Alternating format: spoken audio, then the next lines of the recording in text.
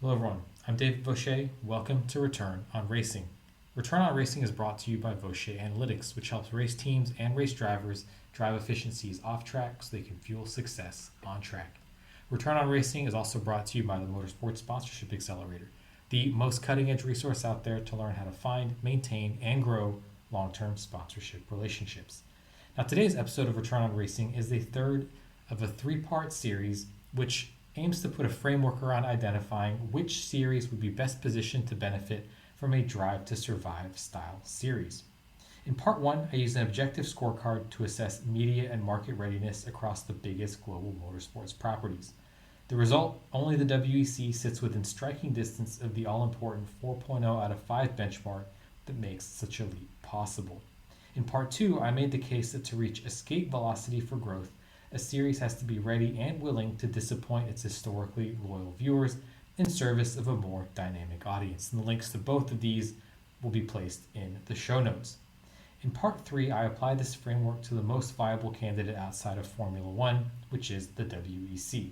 The foundation is there, now it's time to make the leap, and we're going to see just how I suggest the WEC attempts that in this case study. So the WEC is already riding a wave of momentum. The series' recent progress goes far beyond what the scorecard metrics capture. In fact, it's arguably secured its position as the world's second most prestigious racing series after Formula One. And here's what that looks like in practice. First, it has a stable, manufacturer-friendly rule set. The hypercar regulations encourage brand expression while keeping costs controlled. Grids are full, with new entries from Ford, McLaren, and Genesis on the horizon. Recognizing the formula works, the FIA has now extended these regulations through 2032, a second extension from the original expiration in 2029. The WEC also has a consistent, logistics-optimized calendar. The 2024, 25, and 26 seasons all share the same race schedule. While some fans may want more variety, this consistency enables teams to refine logistics, reduce costs, and plan with confidence. There's also a recently announced global expansion through ALMS. Beginning with the 26-27 season, hypercars will headline the Asian Le Mans Series. Though fielded by privateers rather than factory teams, this move places top-class endurance racing directly in front of new audiences, potentially bringing hypercars to Sepang, a fan-favorite circuit absent from the F1 calendar. The WEC also has a growing digital ecosystem. Le Mans Ultimate has become a high-quality sim racing platform with an expanding player base. The planned inclusion of the European Le Mans Series will add visibility for European racing, or endurance racing rather, and reinforce the broader sports car ladder. The WEC also has a solid content infrastructure. WEC's YouTube and social presence is polished and growing. Its full access series, which are basically hour-long behind-the-scenes episodes released after each race, is strong fan service. I personally really enjoy these episodes. But the format is still too insider-oriented to achieve Drive to Survive style reach. It's lots of show, almost no tell. And if you've never seen one of these episodes, please do go to the WEC's YouTube page and check them out. You'll see pretty immediately what I mean. And finally, the WEC has a world-class anchor event. The 24 Hours of Le Mans is really a crown jewel. It draws 350,000 spectators, but to put that into perspective, it's comparable to the 2025 Canadian Grand Prix. So what we're saying is that the WEC's prestige event has as many visitors as I think what we can call a just regular F1 event. So it remains a tough sell for casual fans due to its length, and I think the attendance figures show that relative to F1. In my view, that's a missed opportunity. The week-long build-up to Le Mans offers enormous potential for lifestyle content, celebrity involvement, and behind-the-scenes storytelling that's currently going untapped. So here's my proposal for an initial plan backed up by data. Of course, the scorecard wasn't the end goal, it was a diagnostic tool. Now we know exactly which levers matter most if the WEC wants to hit escape velocity through a Drive to Survive style breakthrough. For instance, the scorecard will show that we can aim to affect a more globally diverse calendar, increased celebrity presence, which yes, it's unpopular with purists, but it's critical for mainstream appeal. Also, there should be clear hero drivers to rally behind and a greater readiness for a luxury fan experience. The strategy should follow the 80-20 rule. 80% of results will likely come from the top 20% of actions. This is the low-hanging fruit that you so often hear talked about in management consulting circles. and the scorecard weightings help us identify those high yield moves. But here's the challenge: the biggest impact changes are also the most expensive. For instance, a night race through Las Vegas might be a dream, but is it remotely feasible? Likely not in the short or medium terms. So, where do we start? Well, in my view, the low hanging fruit are actually F1 fans. F1 today is the gateway to motorsport, but every seasoned fan eventually starts looking for more, and that's where the WEC can come in, offering, for instance, variety. You've got different looking cars, unique strategies, multiple classes, and the visual spectacle of highly distinguishable prototypes and GTs sharing a track. The WEC also has depth. Ex F1 talent like Kobayashi, Button, and Giovinazzi provide name recognition, but the format allows for deeper story arcs, both human and technical. And of course, there's elbows out racing, and this was on full display in Spa. There were some fantastic moments there. It really was gripping stuff.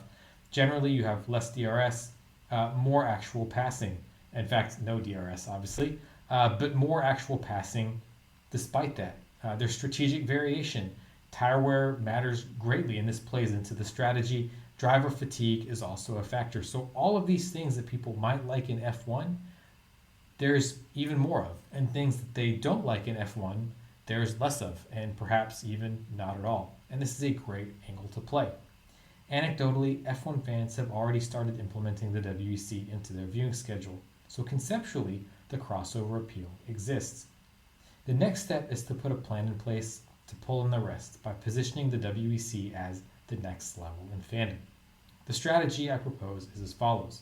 You'd start by targeting the disillusioned or curious F1 audience with clear differentiation. Then you'd build critical mass on racing merit. You've got the WEC's full grids, unpredictable outcomes, and manufacturer prestige. From there, you'd layer in broader appeal, things such as personalities, culture, and behind-the-scenes storytelling.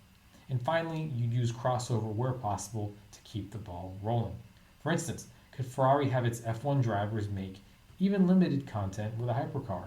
Or could McLaren have its drivers hype up the introduction of the brand's hypercar? There was a video I witnessed recently where Max Verstappen was driving the Acura hypercar.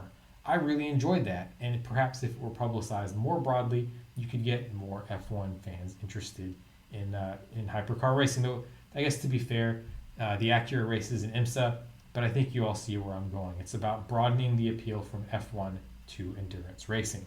So once this low-hanging fruit is captured, the WEC will be positioned not just as an alternative, but as a complement. Now, this does not yet get the series to escape velocity. That will require additional actions, and this is where I start to get controversial. What's in a name, really? Well, in my view, everything. One of the biggest obstacles to the WEC's growth is accessibility, and not just in format, but in perception. Compared to Formula One, I believe that the WEC feels dense, confusing, and hard to follow. So what would be a bold solution here? Well, my proposal is to change the name. The term World Endurance Championship is accurate, but it's uninspiring. It doesn't convey speed, glamour, or status.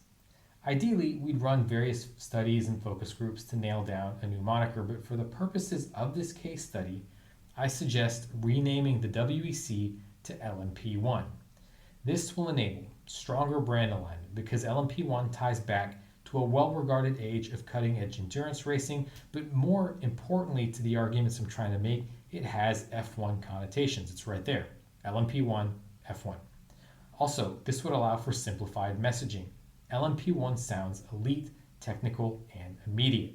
From there, you could provide a clear structure around what I think is really one of the most confusing aspects of the WEC for fans trying to get into it, and that's multi-class racing. So under this LMP1 name, you'd have a clear structure with the two existing classes, Hypercar and LMGT3, just remaining as named under the LMP1 name. Now, this two-class structure of the WEC, which I'll continue to use here just for clarity because LMP1 is a hypothetical, it's obvious to those in the know, but to most people, racing means one type of car on track at a time. Now, just as importantly, the series must recognize how overwhelming it is for new fans to follow dozens of cars from different manufacturers, run by independent teams, and driven by rotating lineups. All of this creates a dizzying web of variables to track, In product terms, we'd call that friction, and that friction just makes it more difficult for fans to really get into the WEC. So, how do we then address the WEC's lack of casual accessibility? Well, as I've started to lay out, the WEC doesn't need reinvention. It has a really, really solid foundation. It does, however, need translation, and a Drive to Survive style series would provide not only the perfect educational format for a new potential audience, but also the catalyst for changes within the series itself to make it more accessible, all while keeping the elements that make it unique in the first place. Indeed, the challenge isn't to overhaul the series from scratch, but to repackage it with intention, and a Drive to Survive style series is the perfect opportunity to educate future audiences in an engaging way that makes them want to engage further with the WEC. Here's where I propose the transformation should begin. First, you want to build a narrative engine, not just a broadcast. A Drive to Survive style show doesn't explain racing. It dramatizes it to get people engaged and then delivers more substantial content. For instance, race strategy understanding or driver recognition, but that only happens once the audience is hooked. The WEC content currently assumes that the viewer already cares, when in fact it won't be the case at all for casual viewers. So each episode should center on conflict, risk, and resolution. For instance, a team strategy gamble, a rivalry boiling over, or a technical failure that almost destroys a race weekend.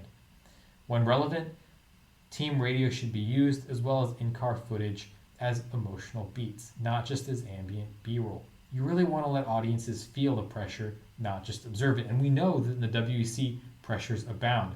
There's time crunches, there's technical challenges, there's heat in a car on a hot race day, and the audience really should feel this as much as possible. When possible, also, it'd be great to bring in the WEC's broadcast team to play Will Buxton's Drive to Survive role to translate what's at stake. I personally love listening to Ant Davidson and his colleagues during WEC broadcasts. It'd be great to bring him and his colleagues in for more of that content. Alexa also does a great job on the YouTube channel.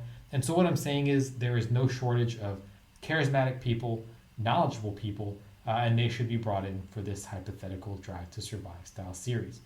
On that point of bringing in characters, it'd be great to see the grid cast like a drama series. In reality, every sports docuseries is secretly a casting project. Who are the heroes, the villains, the underdogs? What producers should do is identify crossover-ready drivers and build mini arcs around them. Robert Kubica and Yifei Ye winning the 24 Hours Le Mans for the first time for themselves and their respective countries. That's recent. It's an excellent example of storytelling. I want to hear that story, and I want to hear all of the other stories going on as well, not just at Le Mans, but other races during the season. Also, it'd be great to spotlight off-track moments that build humanity, things such as family sacrifices, training regimens, clashes with engineers. It is all fair game as far as I am concerned. Of course, with certain boundaries. So when we say family sacrifices, let's leave that at the drivers and leave their actual families out of it. But I think you see where I'm going with this. Basically, do what Drive to Survive did, apply that to the WEC. Also, framing rivalries with deliberate pacing. Porsche versus Ferrari is the motorsport equivalent of Yankees versus Red Sox. And of course, Ford versus Ferrari will be back for the 2027 season. I would love to see the build up to that, how that plays out, and then perhaps a resolution to that going forward. But again, stories abound. We should highlight those. Sort of on that point, it would be great to anchor each race in stakes and culture. Drive to Survive was never really selling a race. It was selling why a given race mattered. So in the case of a hypothetical WEC series, you'd want to start every episode with a question. Who has the most to lose today? And then, like the stakes, shape the tension. Then, you'd want to wrap the race in local texture. The WEC is a global series, and the more that can be highlighted, the better. What makes Spa different from Fuji? What's the atmosphere like in Sao Paulo? You want to let culture and fanaticism and life and passion infuse into the storytelling. And then the challenge here, and this is just inherent to the format of the races themselves, is you want to compress and dramatize race time. 6 hours on track can become 40 minutes of emotional rhythm. And even though we can love the length of these races as purists, I think we have to recognize that as the casual fan, you really want to try and shrink that down, condense it, and curated. Then you want to use the digital to seed emotional hooks for the physical racetrack. The docuseries should be the centerpiece, but short form digital is where characters get built and maintained. For instance, you could start with a preseason drop, meeting the grid character intros, such as high quality, fast cut portraits of each driver with personal stakes attached. And just quick side note, Fox started doing that really well with some preseason promos for Joseph Newgarden and Alex Palou over in IndyCar. I don't know that that momentum's quite been kept up, but certainly it got some buzz. And these were primetime character intros that were built, and they were just really funny. I thought they were well done. So perhaps something along those lines would be great for the WEC.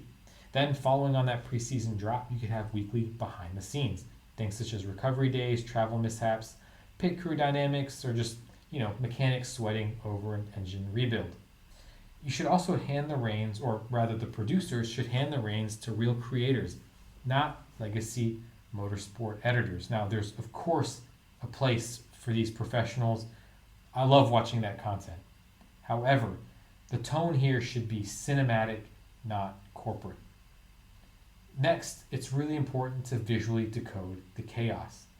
You have to assume that most people watching have no idea what's going on, and honestly, in an endurance race, I think that's a fair assumption.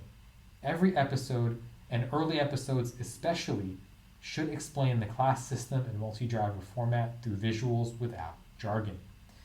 Really, you'd want to point out things that are baseline understanding to an endurance race. For instance, LED lights, flags, and any other relevant signals and markers.